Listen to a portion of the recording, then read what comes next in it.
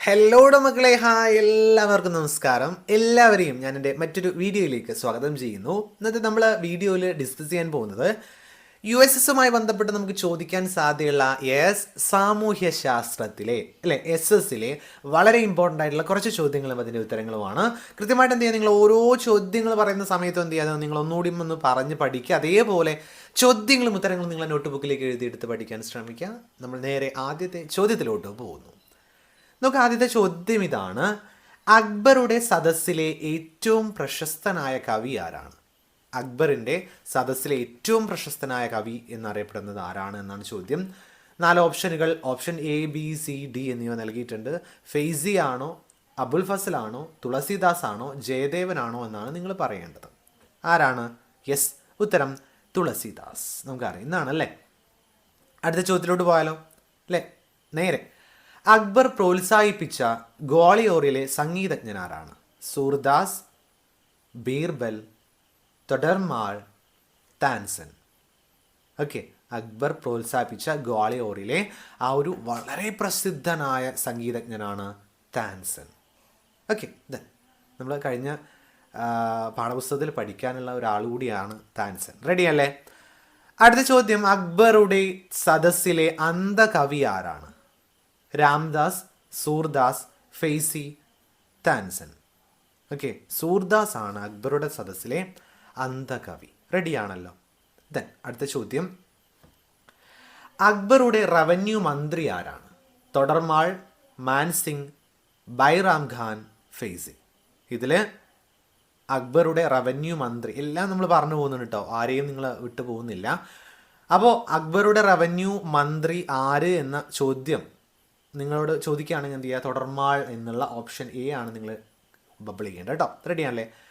അടുത്ത ചോദ്യം: രാമചരിതമാനസം, വിനയപത്രിക എന്നിവ രചിച്ചതാരാണ്? 4 ഓപ്ഷനുകൾ: താൻസൻ, സൂർദാസ്, തുളസീദാസ്, ഫെയ്സി. അപ്പോൾ രാമചരിതമാനസം അതേപോലെ വിനയപത്രിക എന്നീ കൃതികൾ രചിച്ച വ്യക്തി ആര് എന്നുള്ള ചോദ്യം വരുന്ന സമയത്ത് തന്നെ നിങ്ങൾ എന്ത് ചെയ്യണം? കൃത്യമായിട്ട് ഉത്തരം പറയണം. ഉത്തരം തുളസീദാസ്. റെഡിയാണല്ലോ? 22ാമത്തെ ചോദ്യം അല്ലേ? ഫത്തേപൂർ സിക്രിയിൽ ബുലന്ദ് ദർവാസ, അതേപോലെ ജോധാബായിയുടെ കൊട്ടാരം, പഞ്ചമഹൽ എന്നിവ നിർമ്മിച്ചതാരാണ്? ഫത്തേപൂർ സിക്രിയിൽ കേട്ടോ. റെഡിയാണല്ലോ? അപ്പോൾ ഫത്തേപൂർ സിക്രി എന്നുള്ള രീതിയിൽ തന്നെ നിങ്ങൾ നോക്കുന്ന സമയത്ത് തന്നെ നിങ്ങൾക്ക് ഉത്തരം കിട്ടും. ജഹാംഗീർ ആണോ, ഷാജഹാൻ ആണോ, ഹുമയൂൺ ആണോ, അക്ബർ ആണോ? അല്ലേ? ഫത്തേപൂർ സിക്രി എന്ന് പറയുന്ന സമയത്ത് നമ്മളെ മനസ്സിലേക്ക് വരുന്ന ആളാരാണ്? അക്ബർ ആണ്. You are correct. Ready. Akbar ചക്രവർത്തി. ഇബാദത്ത് ഖാന പണി കഴിപ്പിച്ചതാര്? ഇബാദത്ത് ഖാന പണി കഴിപ്പിച്ചതാര്? അക്ബർ, ഔറംഗസേബ്, ഷാജഹാൻ, ബാബർ. ഓക്കെ, അക്ബർ ആണ് ഇബാദത്ത് ഖാന പണി കഴിപ്പിച്ചത്. നമ്മൾ മറ്റൊരു വീഡിയോയിൽ ഈ ഒരു ചോദ്യം പറഞ്ഞു പോയിട്ടുണ്ടായിരുന്നു. ഓക്കെ, ഫത്തേപൂർ സിക്രിയുടെ കവാടം.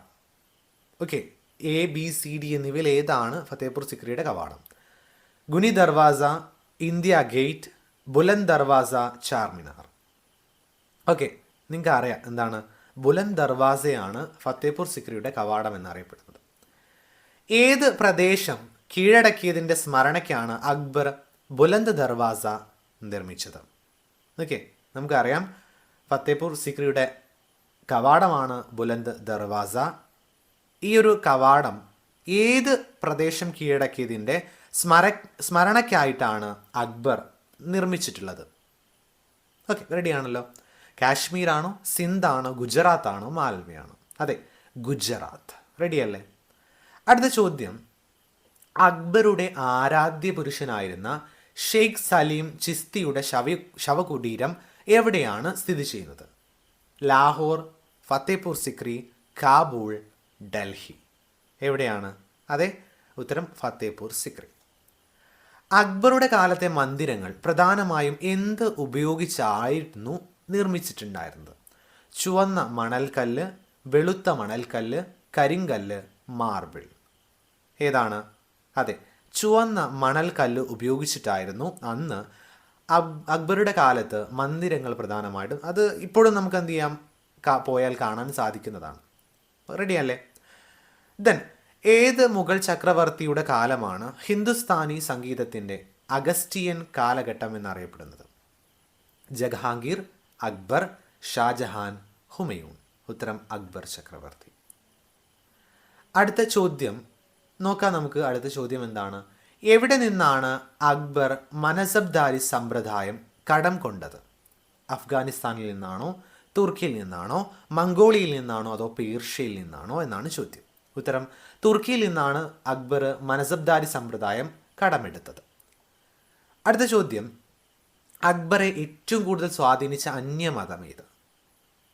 അക്ബറിൻ്റെ മതമല്ല, ഏറ്റവും കൂടുതൽ സ്വാധീനിച്ച അന്യമതം ഏതാണെന്നാണ് ചോദ്യം. പാഴ്സിയാണോ, ജൈന മതമാണോ, ഹിന്ദു മതമാണോ, ക്രിസ്തു മതമാണോ? ഓക്കെ, ഉത്തരം കൃത്യമായിട്ട് നിങ്ങൾ മനസ്സിലാക്കി വെക്കണം. ക്രിസ്തു മതമാണ്. റെഡിയാണല്ലോ? എന്താണ്? ക്രിസ്തു മതമാണ്. റെഡിയല്ലേ? ദെൻ ഇത് നിങ്ങൾക്കുള്ള ഒരു ഹോംവർക്ക് ചോദ്യം കൂടിയാണ്. ഓക്കെ, 31 കഴിഞ്ഞതിന് ശേഷം എന്ത് ചെയ്യും? 32 ഞാൻ നിങ്ങൾക്ക് എന്ത് ചെയ്യുന്നു? ഹോംവർക്ക് ആയിട്ട് തരികയാണ്. ഏത് മുഗൾ ചക്രവർത്തിയുടെ കാലത്താണ് ഇംഗ്ലീഷ് ഈസ്റ്റ് ഇന്ത്യ കമ്പനി ലണ്ടനിൽ സ്ഥാപിതമായത്? ഓക്കെ, ഷാജഹാൻ, ജഹാംഗീർ, ഹുമയൂൺ, അക്ബർ ചക്രവർത്തി. ഓക്കെ, ആരാണ്? യെസ്, ഉത്തരം അക്ബർ ചക്രവർത്തിയുടെ കാലത്താണ് ഇംഗ്ലീഷ് ഈസ്റ്റ് ഇന്ത്യ കമ്പനി ലണ്ടനിൽ സ്ഥാപിതമായത്. അപ്പോൾ നിങ്ങൾക്കുള്ള ചോദ്യം ശ്രദ്ധിക്കാം. അക്ബർ 1580 തൻ്റെ സാമ്രാജ്യം എത്ര സുബകളായി വിഭജിച്ചു? ഉത്തരം കൃത്യമായിട്ട് എന്ത് ചെയ്യുക? നിങ്ങൾ കമൻറ്റ് ബോക്സിൽ രേഖപ്പെടുത്തണം. Option A 12, B 10, C 9, D 8.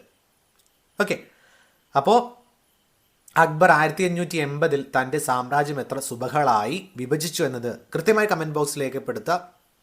Video ഇഷ്ടമായെന്ന് വിചാരിക്കുന്നു. വീഡിയോ ഇഷ്ടമായെങ്കിൽ ചാനൽ സബ്സ്ക്രൈബ് ചെയ്യുക, മറ്റുള്ള ആളുകളിലേക്കൊക്കെ എന്ത് ചെയ്യുക? ഷെയർ ചെയ്യുക. Thank you so much for watching.